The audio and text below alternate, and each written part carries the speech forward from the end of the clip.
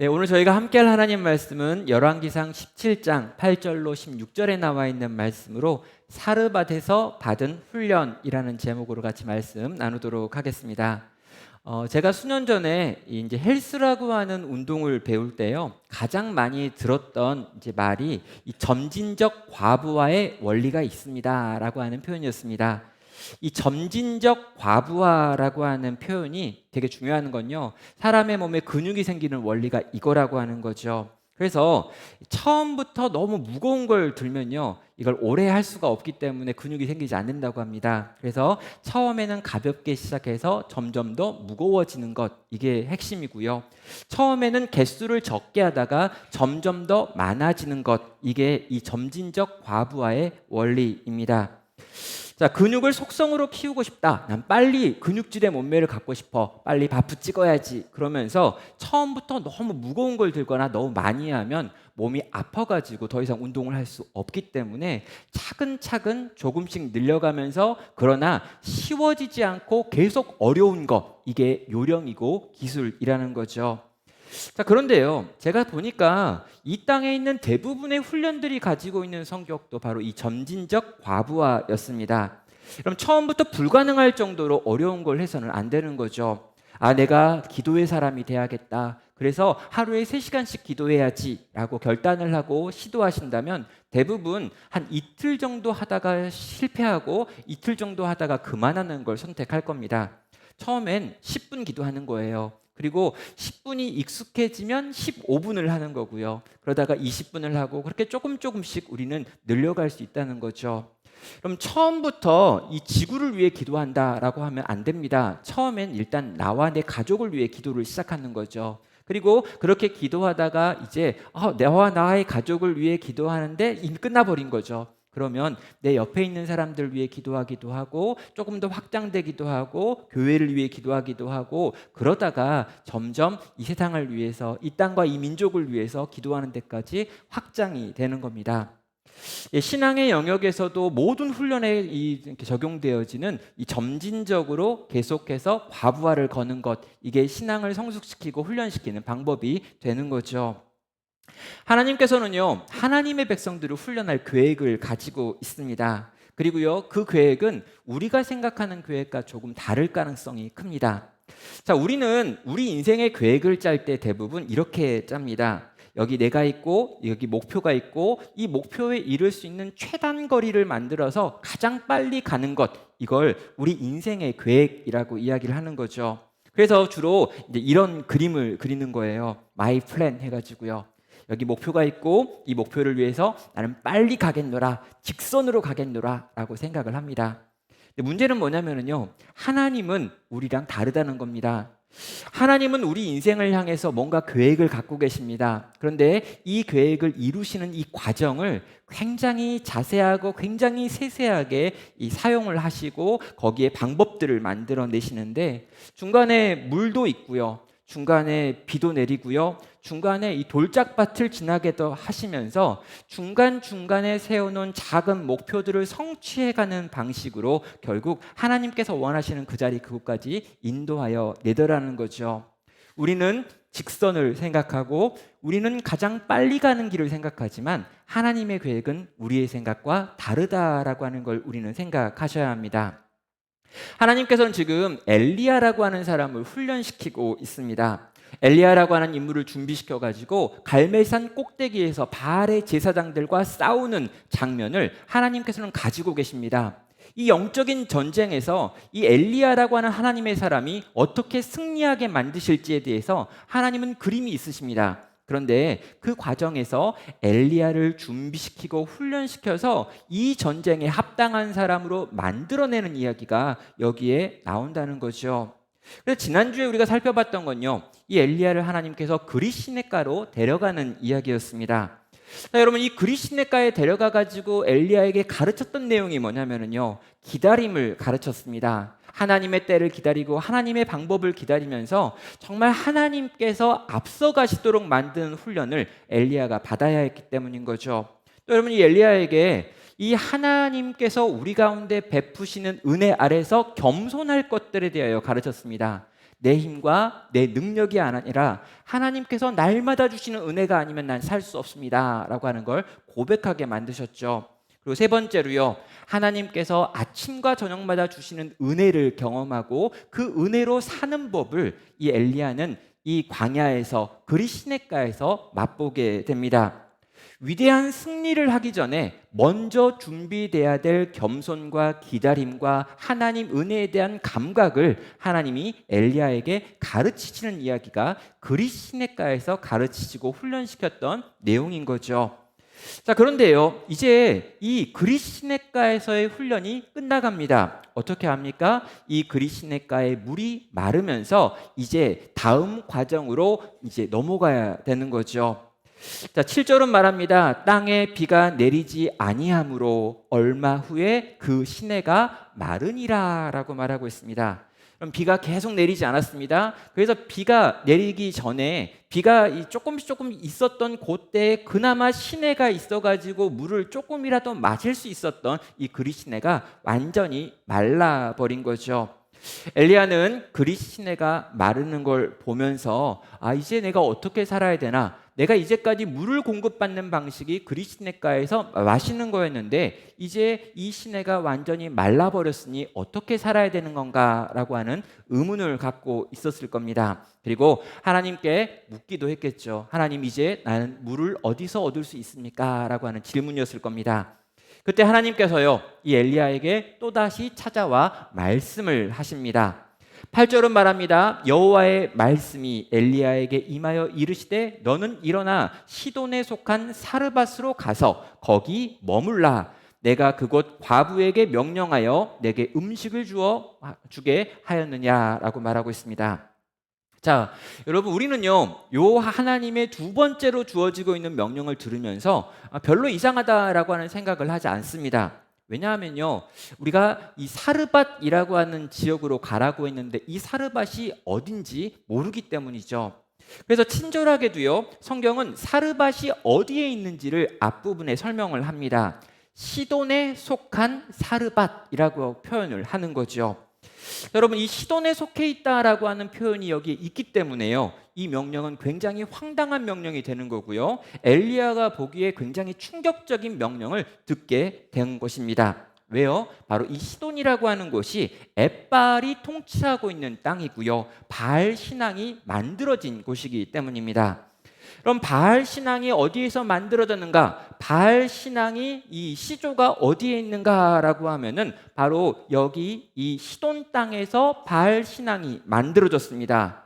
엘리야가 했던 건 뭐냐면요, 이 바알이 참신이 아니다. 이스라엘이 바알을 우상 숭배했기 때문에, 네가 우상 숭배했기 때문에, 바알을 믿었기 때문에 하나님께서 진노하셔서 하늘에 있는 비를 더 이상 내리지 않기로 하셨다라고 하면서 이 바알 신앙과 정면으로 싸웠던 사람이 바로 엘리야입니다. 그런데 이 엘리야에게 하나님께서 이제 그릿을 떠나가지고 여기로 가라라고 이야기하는데 하필이면 시돈 땅에 있는 사르밧으로 가라라고 말씀하고 있다라는 거죠. 여러분, 이 그릿 시냇가로 가는 것도 대단히 위험한 일이었고요, 실제로 순종하기가 어려운 명령이었습니다. 왜냐하면 이 그릿 시냇가에 가는 것은 이게 광야이고 이게 협곡이고 사람들이 거의 오지 않는 곳이기 때문에 실제로 거기 가면 자기가 잡혀 죽을 일은 없습니다. 그러나 먹고 사는 문제가 너무너무 힘든 곳이 이 그릿 시냇가 협곡이었다는 거죠. 그런데도 불구하고 하나님은 명령하셨고 엘리야는 순종해서 그 협곡까지 가가지고 아무도 오지 않은 곳에서 몇 개월이나 살아냈습니다.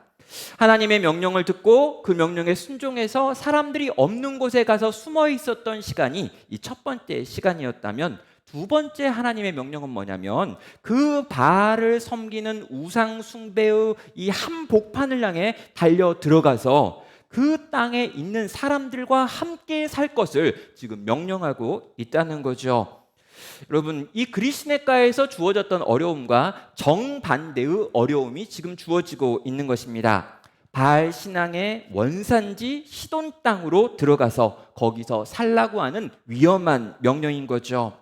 그럼 엘리야의 입장에서는요, 진짜 가기 싫은 겁니다. 엘리야의 입장에 생각해 보면요, 차라리 그냥 그리시네가에서 이렇게 사는 게 낫지, 내가 저 뭐 시돈 땅에 들어가 가지고 시돈에 있는 바알 숭배자들과 함께 산다라고 하는 건 생각하면 너무너무 끔찍하고 두려운 일이었다는 거죠. 그런데 하나님께서는요, 지금 이 엘리야를 바로 그곳으로 들어가라고 명령하셨습니다. 자, 여러분, 우리는요, 이 사르밧이라고 하는 이름의 뜻을 좀 알 필요가 있습니다. 이 사르밧은요, 용광로라고 하는 뜻을 가지고 있는 거죠. 자, 하나님께서 이 엘리야를 시돈 땅에 있는 용광로에 집어 넣으신다라고 이해하시면 되겠습니다. 하나님이 하나님의 사람들을 용광로에 집어넣는 이유가 무엇입니까? 그를 이 용광로에서, 이 불에서 정금으로 만들어내시기 위함이었던 것입니다. 하나님의 백성들을 세상 한복판에 집어넣으셔서 그 세상 속에서 세상이 주는 여러 가지 어려움을 경험하게 하시고, 그러나 그럼에도 불구하고 성도로 살게 하셔서 거기서 빚으시고 만드시는 그분의 두 번째 계획이 돌아가고 있는 것입니다. 성도 여러분, 그리시네가에서 기다림을 배웠고요, 겸손을 배웠고요, 은혜를 체험하는 법을 배웠습니다. 혼자 있는 시간, 세상 속에 들어가지 못했던 그 시간 속에서 하나님의 백성이 준비되어야 할 이런 것들이 준비되었습니다. 그리고 이것이 준비되었다 여겨지는 그 순간에 하나님께서는 세상을 향해 보내고 계신다는 거죠. 이게 오늘 우리에게도, 이 땅을 사는 성도들에게도 동일하게 적용이 됩니다. 자, 우리가 지금 이 땅을 삽니다. 우리가 하나님의 은혜를 날마다 체험해야 합니다. 그리고 정말 기다리는 법을 배워야 되고, 하나님의 은혜가 어떤 것인 줄 배워야 되고요, 겸손이 어떤 것인 줄 우리가 배워야 합니다. 그러나 여러분, 이걸 배우고 이걸 경험하고 이걸 훈련한 다음에 계속 나는 그리시네가에 머물 것이다 라고 생각하시면 안 됩니다. 그리시네가가 어느 땐가 마르게 되고 하나님은 우리를 다시 세상 속으로 보내십니다. 오늘 우리가 이 세상을 살아야 될 이유가 여기에 있다는 거죠. 우리가 살고 있는 세상을 한번 생각해 보십시오. 우리 직장을 생각해 보시고, 우리 학교를 생각해 보시고, 하나님을 믿지 않는 내 주변에 있는 여러 가지 여건들을 생각해 보십시오. 하나님은 우리를 거기 그 자리로 보내고 계십니다. 그리고 그 속에서 하나님의 백성다운 삶을 살아낼 것을 요구한다라는 거지요. 이런 바알의 정신이 온통 땅을 지배하고 있습니다. 풍요의 신이 모든 걸 다스린다라고 이야기하고 있습니다. 돈이 있어야 된다라고 이야기하고 있습니다. 돈 없으면 망한 인생이고 돈 있으면 성공한 인생이다라고 이야기하면서 모든 것을 돈으로 바꾸고 있는 시대를 지금 우리는 살고 있습니다. 우리의 일상적인 삶을 한번 생각해 보시고, 우리가 지금 살고 있는 여러 가지 삶의 환경들을 생각해 보면요, 하나님이 기뻐하실 만한 가치로 움직여지는 것이 거의 없는 세상 속에 우리가 던져져 있다라고 하는 걸 알게 됩니다. 여러분, 이런 세상 속에서 하나님은 오늘 살기를 요구하신다는 거죠. 여러분, 바알의 정신으로 번복이 되어 있는 이 세상 속, 이 학교, 이 직장, 이 가정이라고 하는 곳에서 우리는 하나님의 백성다운 삶을 선택해야 하는 것입니다. 성도 여러분, 한동안은 그리시네가에서 엘리야를 길러냈습니다. 그런데 이 엘리야가 그 영역에서 준비되니까 이제 다시 세상 속에 던지셔서 세상 속에서 하나님의 백성으로 사는 두 번째 방법에 대하여 가르치고 권고하시는 모습을 보게 되는 것이지요. 성도 여러분, 우리도 마찬가지입니다. 교회에서 하나님의 말씀을 배웁니다. 또 정말 교회에서 어떤 은혜를 체험합니다. 우리가 예배를 통해서, 우리 성도의 모임을 통해서, 공동체에 있는 여러 가지 훈련들을 통해 가지고 겸손을 배우기도 하고, 하나님의 뜻이 무엇인지 배우기도 하고, 어떻게 살아야 되는지에 대한 배움도 있습니다. 그러나 여러분, 중요한 건 뭡니까? 우리가 배운 이것을 가지고 세상 속으로 들어가야 한다는 것입니다. 정말 하나님의 말씀이 능력 있다라고 하는 건요, 그 말씀을 가지고 세상 속에 들어가 살아봤을 때만 확인되는 것입니다.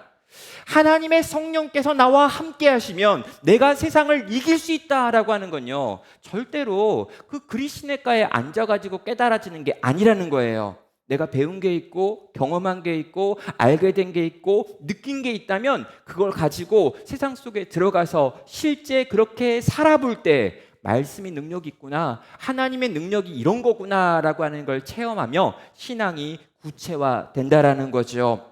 세상 속에서 우리는 우리의 믿음을 확인하고 우리의 믿음을 실험하고 우리의 믿음의 능력을 체험해야 되는 것입니다.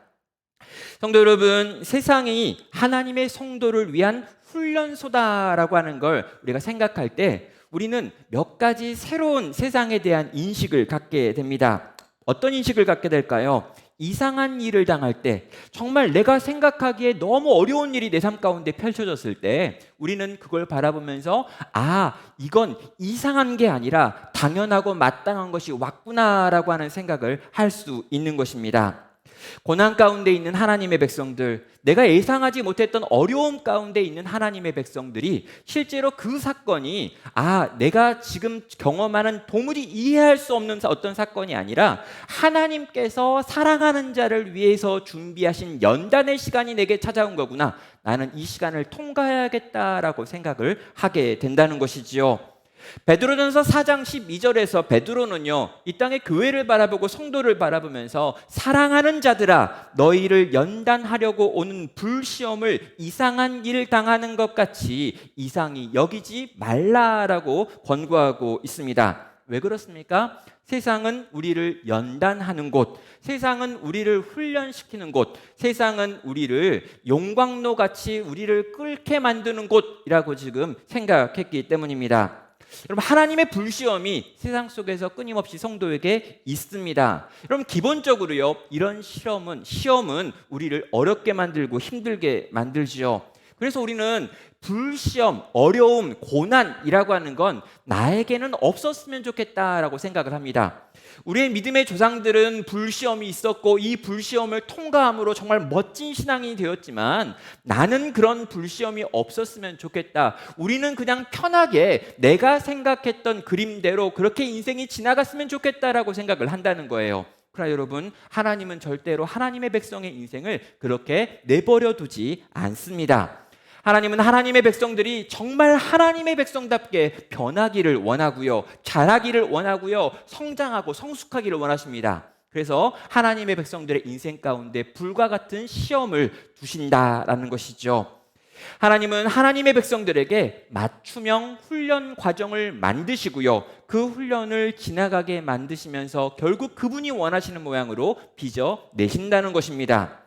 성도 여러분, 이럴 때 우리에게 필요한 게 뭘까요? 이런 불시험이 내 인생 가운데 찾아올 때, 내가 도무지 이길 수 없는 것 같은 어려움이 찾아올 때 우리가 가져야 될 마음은 어떤 것일까요? 우리가 가져야 될 마음은 우리를 훈련시키고 계신 그 하나님이 어떤 분이신지에 대한 지식과 믿음입니다. 하나님은 나를 사랑하신다라고 하는 걸 믿는 거고요, 하나님은 나를 가장 잘 알고 계신다라고 하는 걸 믿는 거고요, 이 모든 상황은 하나님의 통제하에 있는 거다라고 하는 걸 믿는 겁니다. 그리고 그 하나님을 신뢰함으로 내 삶 가운데 있는 어려움의 문제를 하나님과 함께 고민하고 하나님의 힘을 구하고 하나님의 손을 붙들고 이것과 싸우면 넉넉히 이기고 승리할 뿐만 아니라 이 과정을 통해서 주님을 닮은 사람으로 나는 변할 수 있다라고 하는 걸 확신하는 것입니다. 하나님께 계획이 있다라고 하는 걸 믿는 거예요. 하나님이 이 모든 걸 통제하고 계시다라고 하는 걸 믿는 거죠. 하나님이 나보다 더 나를 잘 알고 있기 때문에 이 과정을 지나게 하시는 이유는 이 과정을 통해서 내가 무언가를 배우게 하시고 나로 하여금 어떻게 성장하게 하실지 그분의 뜻과 계획이 지금 내 삶 가운데 이루어지는 시간이다라고 하는 걸 믿는 것입니다. 하나님은 우리에게 목표를 세우시고요, 그 목표를 이루시기까지 쉬지 않는 분이십니다. 그분을 믿고 그분을 신뢰함으로 그분과 함께 우리 삶 가운데 놓여있는 모든 어려움, 불과 같은 시험의 문제를 통과하며 하나님이 가르치시는 내용들을 배울 수 있는 여러분 되시기를 주의 이름으로 축원합니다. 자, 이제 두 번째로요, 이 사르밧 과부라고 하는 게 나옵니다. 첫 번째는 이 시돈 땅 사르밧으로 보내신 것의 의미를 한번 생각해 보면서 하나님은 오늘 또 우리를 세상 속으로 보내셔서 훈련시키신다라고 하는 걸 배웠다면, 두 번째로 우리가 배워야 될 것은요, 하나님은 왜 사르밧에 있는 어떤 과부에게 너의 삶을 의탁하라고 말하는가라고 하는 부분입니다. 과연 이 이방 여인을 통해서 우리가 배워야 될 것이 무엇인지를 살펴보는 거죠. 여러분, 제가 근거 없이 사르밧 과부에 대해서 강조하는 것이 아닙니다. 예수님께서 직접 이 사르밧 과부에게 믿음에 대해서, 신앙에 대해서 배울 것을 명령하고 있기 때문이죠. 누가복음 4장 25절을 보면은요, 내가 참으로 너희에게 이르노니 엘리야 시대에 하늘이 3년 6개월간 닫히어 온 땅에 큰 흉년이 들었을 때 이스라엘에 많은 과부가 있었으되 엘리야가 그중 한 사람에게도 보내심을 받지 않고 오직 시돈 땅에 있는 사렙다의 한 과부에게 뿐이었으며 라고 말하고 있습니다. 여러분, 이스라엘에도요 많은 과부들이 있었습니다. 3년 6개월 동안 비가 내리지 않았던 그 기근의 시간에 이스라엘에 많은 과부들이 있었는데 하나님이 엘리야를 그 이스라엘의 과부들에게 보내지 않고 하필 이 시돈 땅에 살고 있는 사렙다 과부, 이 사르밧 과부와 사렙다 과부는 이 아람어와 히브리어의 차이지 같은 지역을 의미합니다. 아무튼 이 사렙다 과부에게 보내신 이유가 있다라는 거예요. 과연 이 사렙다 과부에게 어떤 특별함이 있기 때문에 그에게 엘리야를 보내셨는지, 그리고 이 사르밧 과부에게 뭘 배워야 한다라고 말씀하고 계시는지 우리는 물어봐야 합니다. 자, 일단 본문으로 돌아와 가지고요, 엘리야는 사르밧으로 가라고 하는 위험한 명령 앞에 순종합니다. 일단 이 엘리야가 순종하는 이유는 뭐냐면 그 앞에서 순종해 봤더니 하나님이 나를 먹이셨다는 걸 체험한 거예요. 그리시네가로 갔는데 거기서 하나님은 몇 개월 동안 나를 먹이시는 걸 체험해 봤더니 하나님은 뭔가 계획이 있겠지. 난 잘 모르지만, 우리 잘 몰라요. 우리는 우리의 인생의 다음 이야기를 거의 모릅니다. 그러나 이전에 내가 하나님께 순종했더니 하나님께서 나를 먹이셨다, 입히셨다는 걸 체험한 사람은요, 또 다른 하나님의 명령 앞에서 순종할 수 있는 가능성이 훨씬 더 많아집니다. 그리시네가의 순종으로 가봤더니 거기서 먹이셨던 하나님, 그러니까 사르밧으로 가도 거기서 하나님은 나를 먹일 계획이 있으실 것이고 채우실 것이다 라고 하는 걸 엘리야는 아마도 믿었던 것 같습니다. 그래서 그 위험한 명령에 순종해서 시돈 땅 사르밧으로 가지요. 그럼 120km가 떨어져 있는 꽤나 먼 곳이었습니다. 그리고요, 이 먼 곳을 향해서 며칠을 거쳐가지고 엘리야는 갔겠죠. 자, 이 먼 곳을 향해서 가면서 엘리야는 도대체 무슨 생각을 했을까요? 시돈 땅이 어떤 모양일까? 사르밧은 어떤 곳일까? 이런 생각도 했겠지만 막상 사르밧에 도착해가지고 나를 돌보고 내게 먹을 걸 준다고 했던 그 과부는 어떤 여자일까? 라고 하는 생각을 가장 많이 했을 겁니다. 예쁠까? 이런 생각도 좀 했을 거고요. 어떤 집일까? 이런 생각도 좀 했을 겁니다.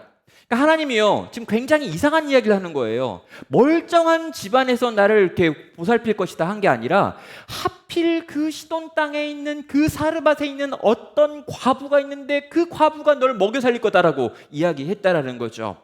이 과부 도대체 누굴까요? 아마 엘리야는요, 이 길을 가면서 계속 생각하면서 한 가지 결론에 도달을 했을 겁니다. 어떤 결론일까요? 그 과부 엄청 부자일 거다라는 생각인 거죠.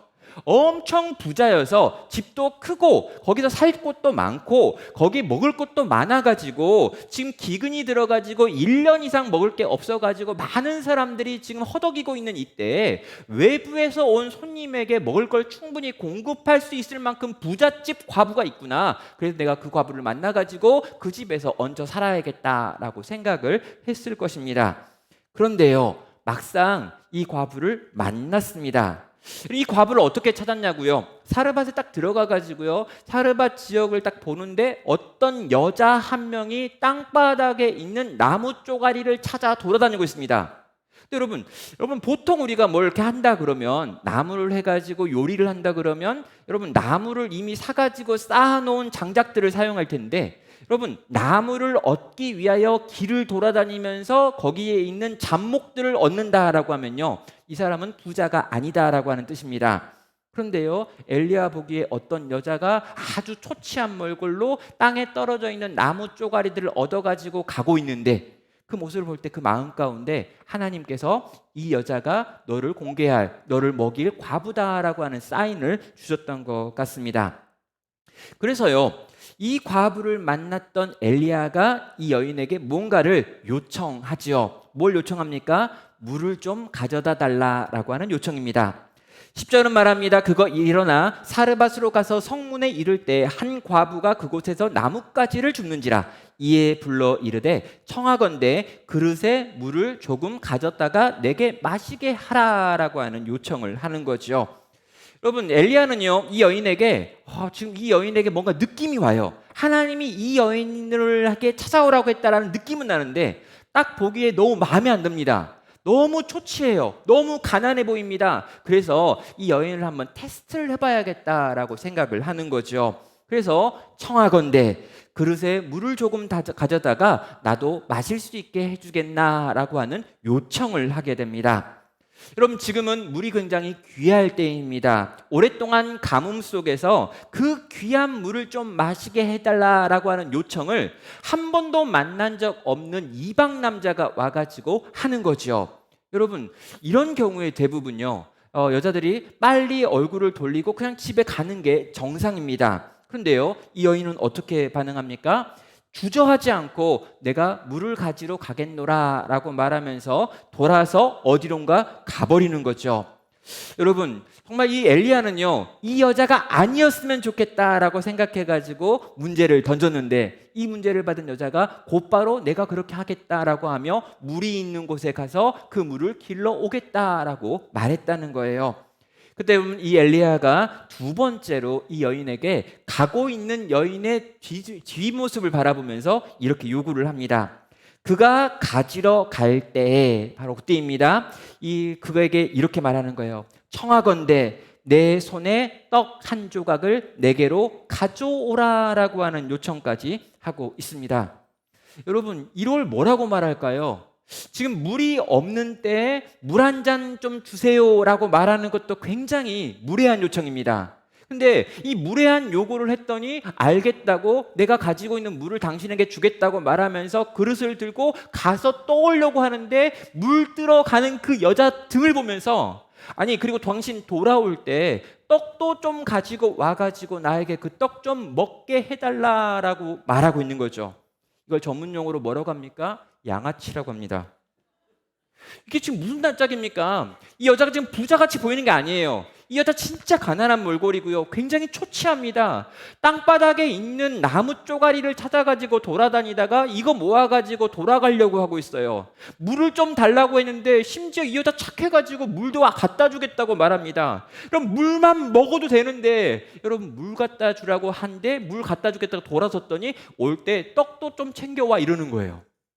여러분 이런 말을 들으면요 우리는 어떻게 반응을 해야 되는 걸까요? 여러분 엘리야는요 지금 하루에 적어도 2끼씩 꼬박꼬박 먹었습니다.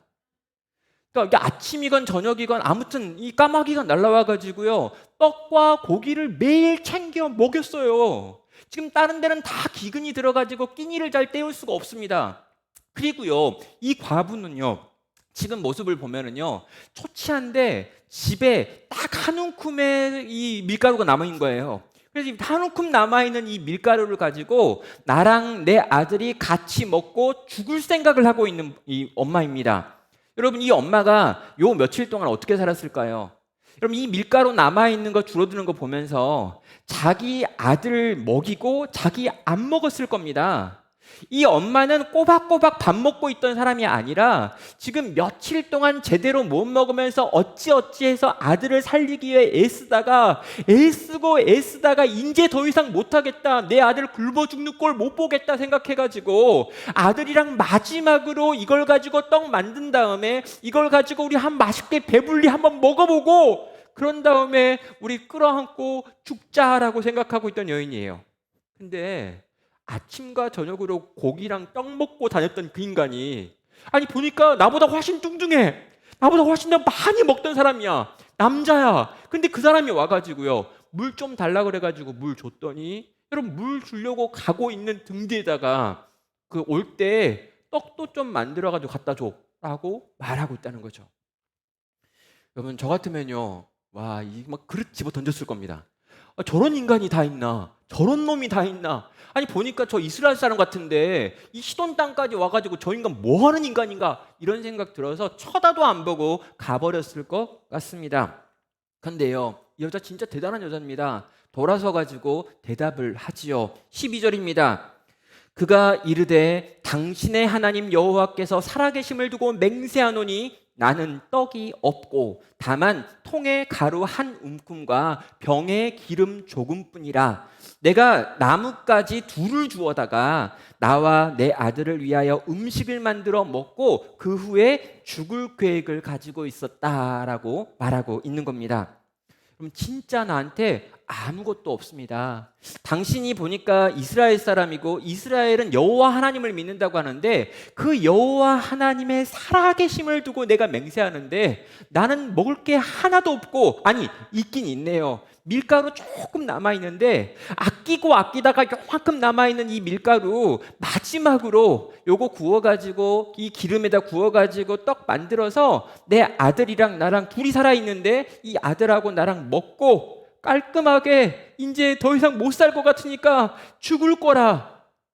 이게 진짜입니다. 나는 당신에게 갖다 줄 떡이 없네요 라고 대답을 했다는 겁니다. 자, 우리라면 이렇게 말하는 과부를 보고 뭐라고 대답을 할까요? 여러분, 이 과부를 보고 이 과부의 그 진정 어린 말 들었습니다. 정말 이제 이거 먹고 죽겠다라고 말하는 것까지 들었어요. 그러면요, 저는 이렇게 말할 겁니다. 아, 제가 잘못했습니다. 실수했네요. 제가 그 정도 사정인지는 몰랐습니다. 그냥 가서 아들과 함께 마지막 음식 잘 드십시오. 그 떡과 기름으로 마지막 식사 배불리 하십시오. 그리고 제가 부탁드리는데 그리고 죽는단 말 하지 마십시오. 어떻게든 또 그냥 살아주십시오. 내가 가지고 있는 게 조금 있는데 어제 까마귀가 남겨준 고기 쪼가리가 있네요. 이거라도 가지고 가가지고 고기랑 섞어 좀 드십시오 라고 말할 것 같습니다. 근데 여러분, 엘리야는요 그렇게 하지 않네요. 13절에서 엘리야는 그에게 이렇게 말합니다. 그에게 이르되 두려워하지 말고 가서 내 말대로 하려니와 먼저 그곳으로 나를 위하여 작은 떡 한 개를 만들어 내게로 가져오고 그 후에 너와 내 아들을 위하여 만들라. 이스라엘의 하나님 여호와의 말씀이 나 여호와가 비를 지면에 내리는 날까지 그 통에 가루가 떨어지지 아니하고 그 병에 기름이 없어지지 아니할 것이라고 하셨느니라 라고 말하고 있습니다. 이게 뭡니까? 네 사정 다 알았어. 근데 난 떡 먹을 거야. 미친 거 아니에요, 여러분? 이 사정 다 알았다고. 너 그 마지막 그 밀가루 가지고 너랑 네 아들이랑 같이 밥 먹고 죽겠다는 거 나 알았어. 오, 그래도 동의. 이해해, 이제. 근데 그래도 난 네가 떡 만들어줬으면 좋겠거든. 그러니까 다 먹겠다는 건 아니야. 조그만 거 떡 하나 만들어가지고 나한테 먼저 갖다 줘봐 라고 말하고 있는 겁니다. 나는 그 떡 꼭 먹겠다 이거죠. 와, 여러분, 이런 본문 읽으면서요, 정상적인 사람이라면 분노가 느껴져야 돼요. 정상적인 사람이라면 좀 화가 나야 합니다. 그리고 정상적인 사람이라면요, 이 이야기를 그냥 이야기로 읽으면 안 되고 이 이야기에 도대체 무슨 뜻이 있는 걸까? 하나님은 이 이야기를 들려주면서 우리에게 뭘 가르치려고 엘리야는 이렇게 인간답지도 않은 이 말들을 하고 있는 걸까라고 생각을 해야 하는 것입니다. 여러분, 엘리야가요 이렇게 말하는 건 이유가 있습니다. 지금 이 여인에게 믿음으로 도전하고 있는 거지요. 자, 너는 방금 전에 사시는 여호와 하나님의 이름으로 맹세하면서 말을 했다. 그러니까 네가 지금 이방 땅에 있는 이방 여인인데도 불구하고 여호와 하나님에 대해서 알기도 하고 그분이 살아계신다는 것도 고백을 하는구나. 그렇다면 그분이 살아계시기 때문에 살아계신 그 하나님께서 무언가 우리에게 명령하신다면 그 명령대로 된다라고 하는 것도 알아야 된다라고 지금 말하고 있는 겁니다. 하나님이 살아계신다는 걸 넌 너의 입술로 고백했다. 그러나 너의 생명을 유지하는 것은 너가 가지고 있는 그 작은 밀가루에 있다라고 생각을 하고 있다. 어차피 먹고 죽을 떡에 너의 인생을 걸고 그 떡 먹고 죽겠다는 게 너의 생각이다. 그런데 내가 다른 종류의 떡이 있다는 것도 가르쳐주기 원한다. 그러니 사랑하는 여인아, 당신이 돌아가서 거기서 당신을 위하여 만들 그 떡을 만들 때 거기에 있는 작은 조각을 떼어다가 나에게 가져다 주면 내가 그 떡으로 하여금 하나님께서 너에게 먹이시는 새로운 떡에 대한 이야기들을 들려주고 그 떡을 만들어주겠다라고 하나님이 말씀하셨다라고 지금 고라는 겁니다. 지금 엘리야가요, 이 모든 상황을 은도하는 게 아니에요. 엘리야에게 하나님께서 그렇게 말씀하셨다는 겁니다. 엘리야도 이 여인에게 떡 얻어먹고 싶은 마음이 없습니다. 그런데 하나님께서 그 여인으로 하여금 그 떡을 가지고 오면 그 통의 밀가루와 그 통 안에 있는 기름이 계속해서 나올 수 있게 만드는 기적을 행하겠다고 말씀하셨다는 거예요. 그리고 네가 정말 하나님의 살아있음을 믿는다면, 하나님의 살아있음을 믿는 네가 하나님의 말씀은 반드시 성취된다는 것도 믿는다면, 너는 지금 나에게 그 떡을 가지고 올 수 있다라고 권하고 있는 것입니다. 하나님께서는요, 오늘 또 우리에게 질문하고 계십니다. 하나님의 살아계심을 믿느냐고 묻고 계십니다. 여러분, 우리는요, 하나님의 살아계심을 믿느냐라고 말하면 다 아멘으로 대답을 할 거예요. 하나님이 살아계시고, 하나님이 정말 오늘 또 일하고 계시고, 하나님이 천지를 창조하실 뿐만 아니라 이 땅을 통치하시는 왕이시고 주이십니다 라고 하는 신앙의 고백을 우리는 다 따라하고 있습니다. 그래서 우리는 종교활동도 하는 거고요, 교회도 다니는 거고요, 이렇게 예배도 드리는 거죠. 여러분, 우리가 정말 하나님을 믿는지 믿지 않는지는요, 절체절명의 위기의 상황 가운데 봉착했을 때 드러나는 것입니다. 지금 내 손에 남아있는 떡이 한 개밖에 없을 때, 정말 내 인생이 가지고 있는 자산이 이제 다 끝나고 마지막 남은 요것밖에 없을 때, 하나님께서 요것 가운데 일부를 내어놓을 수 있느냐라고 질문했을 때, 이걸 떼어가지고 그분께 드리는 사람과 이걸 붙잡고 나는 이거 없으면 죽으니까 당신께 이거 내어드릴 수 없습니다 라고 말하는 것으로 하나님의 살아계심을 믿는지 믿지 않는지가 증명된다는 것입니다. 지금요, 하나님께서는요, 네가 꽉 쥐고 있는 보이는 그 떡의 일부를 내게 주라고 요구하는 거예요. 지금 그 떡을 내게 주면 내가 그 떡을 통해서 위대한 기적을 행하겠다라고 하신 그 말씀을 믿을 수 있느냐라고 지금 우리에게 도전하고 계신다는 것입니다. 성도 여러분, 하나님의 살아계심을 고백하는 우리는 오늘 어떤 떡을 선택해야 될지 결정을 해야 한다는 것입니다. 여러분, 이스라엘 백성들은요, 실패했습니다. 하나님의 백성들인데도 불구하고요, 그들은 보이는 떡이라고 불려지는 이 바알이 주는 풍요와 바알이 만들 수 있다라고 하는 비를 믿었습니다. 보이는 바알 신 앞에서 무릎을 꿇었습니다. 보이지 않는 하나님의 말씀을 믿는 것보다 훨씬 더 그것이 확실해 보였기 때문입니다. 그래서 기근이 왔습니다. 그래서 먹을 게 없어져 버렸습니다. 그래서 마지막 끼니밖에 남지 않는 비참한 신세가 되어버렸습니다. 그래도 깨닫지 못하고, 그때도 깨닫지 못하고 계속해서 바알에게 엎드려서 비를 내려다고 구하고 있는 게 이스라엘 백성들의 모습이었습니다. 그럼 이스라엘은요, 보이는 떡을 붙잡느라고 보이지 않는 떡, 보이지 않는 하나님의 말씀을 순종하지 않는 반응을 보였다는 거죠. 그런데 여러분, 그 속에서 사르밧 과부는 어떻게 반응하고 있습니까? 그럼 사르밧 과부는요, 엘리야에게 이 말을 들었습니다. 두려워하지 말라. 네가 그 떡을 만들어라. 그런데 떡을 만들 때 나를 위하여 작은 떡을 만들어 가지고 그 떡을 먼저 나한테 가지고 와라. 그러면 하나님이 너를 계속해서 먹이고 입히실 것이다 라고 하는 말을 들었습니다. 그럼 이 말을 들으면 우리는 어떻게 반응합니까? 개소리 그만해라 라고 반응하겠죠. 근데 여러분, 이 말을 들었던 이 사르밧 과부의 반응은요, 15절에서 이렇게 반응합니다. 그가 가서 엘리야의 말대로 하였더니라고 반응을 하는 거죠. 여러분, 이 사르밧 과부 정말 이방 여인이고요, 먹을 것이 없어가지고 마지막 남은 것으로 떡을 만들어 아들과 함께 먹고 죽겠다고 했던 절망 가운데 있었던 한 여인입니다. 근데 이 여인이요, 지금 무엇을 선택합니까? 보이지 않는 하나님의 말씀을 선택하는 것입니다. 내 눈에 보이는 떡보다 보이지 않는 떡을 약속하시는 하나님의 말씀에 의지하여 지금 나는 하나님의 말씀이 요구하는 것을 내어놓는 삶의 방식을 선택하겠습니다 라고 말하며 실제로 그의 몸을 움직여서 그 얼마 남지 않은 이 가루를 만든 떡을 떼가지고 이 엘리야를 위한 작은 떡을 준비했다라는 거죠. 나의 인생을, 내 아들의 인생을, 나의 모든 삶을 이제 내가 보이지 않는 생명의 떡이라고 불려지는 당신께 의지합니다. 내어드리겠습니다. 당신에게 나의 모든 걸 걸겠습니다. 라고 말하며 순종으로 나오는 사르밧 과부를 만나게 되는 것입니다. 사랑하는 성도 여러분, 엘리야는 이걸 배워야 했습니다. 여러분, 엘리야는요, 이제까지 늘 생각하기를 하나님의 백성들에게만 하나님의 은혜가 임한다라고 생각했습니다. 그래서 이 백성이 살아나는 것, 이 백성이 일어나는 것, 이 백성이 회복되는 게 너무 중요하다고 생각했습니다. 근데 아무리 노력해도 그 백성이 회복되는 걸 볼 수가 없습니다. 그래서 하나님은 진짜 있는 걸까? 하나님은 진짜 우리를 사랑하시는 걸까? 하나님은 도대체 무슨 계획이 있는 걸까? 궁금했습니다. 근데 여러분, 엘리야가요, 이 시돈 땅 사르밧에 가서 어떤 과부 한 명을 만났는데 이 과부가 지금 믿음으로 순종하여 움직이더라는 거예요.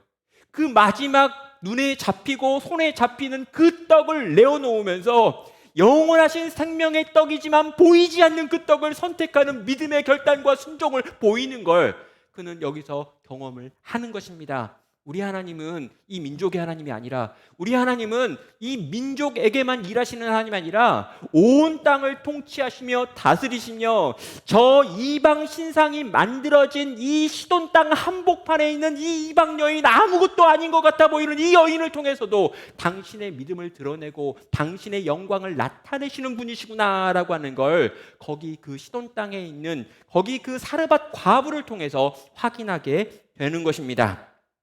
사랑하는 성도 여러분, 하나님께서는 엘리야를 시돈 땅에 있는 사르밧으로 보냈습니다.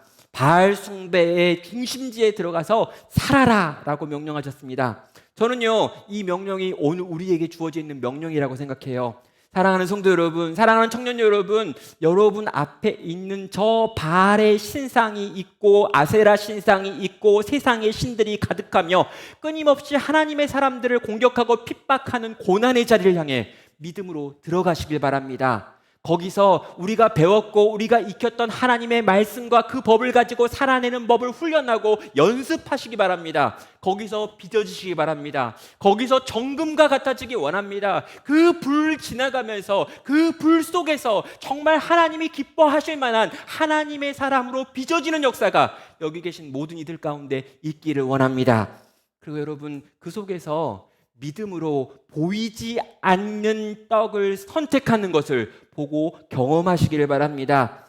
사르밧 과부는요, 바알 숭배의 중심지에서 여호와 하나님을 알고 있었습니다. 그녀는 그의 인생에 남겨져 있는 마지막 떡을 영원하신 하나님의 말씀과 바꾸는 법을 알고 있었고 믿음으로 선택하여 그렇게 나아갔습니다. 사랑하는 여러분, 우리는 어떻습니까? 우리도 마찬가지입니다.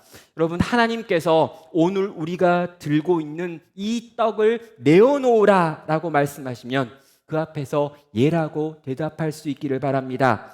나를 지키고 나를 돌보고 나를 온전하게 만들 수 있는 것이 내 소유다라고 말하는 이 세상 속에서 영원하신 하나님의 말씀이 나를 지키고 보호하고 나로 하여금 살게 하는 것이다 라고 고백하는 행동들을 보여줄 수 있는 여러분 되시기를 바랍니다. 사르밧 과부에게 가서 배우십시오. 그녀는 떡을 만들어 엘리야에게 던짐으로 자신의 믿음을 증명했습니다. 그리고 여러분, 이 사르밧 과부의 행함을 보신 하나님께서 이 사르밧 과부에게 또다시 떡을 던지시는 역사를 행하고 계십니다. 자, 하나님 편에서 이제 보여줘야죠. 하나님이 말씀하셨기 때문에 그 말씀하신 하나님께서 그 말씀을 어떻게 성취하시는지 15절은 우리에게 보여주고 있습니다.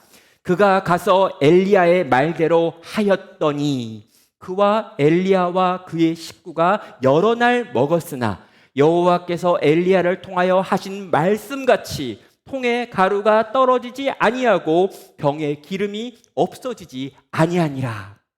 여러분, 하나님의 살아계심을 믿고 하나님의 말씀이 반드시 성취될 걸 믿었던 이 여인이 자기의 손에 들고 있던 보이는 떡을 하나님께 던졌더니 하나님께서 그 약속하신 하나님, 그 보이지 않는 떡이신 하나님께서 이제 보이는 떡으로 그 여인의 삶을 채우시고 그 자녀를 먹이시는 일을 행하고 계시더라는 겁니다.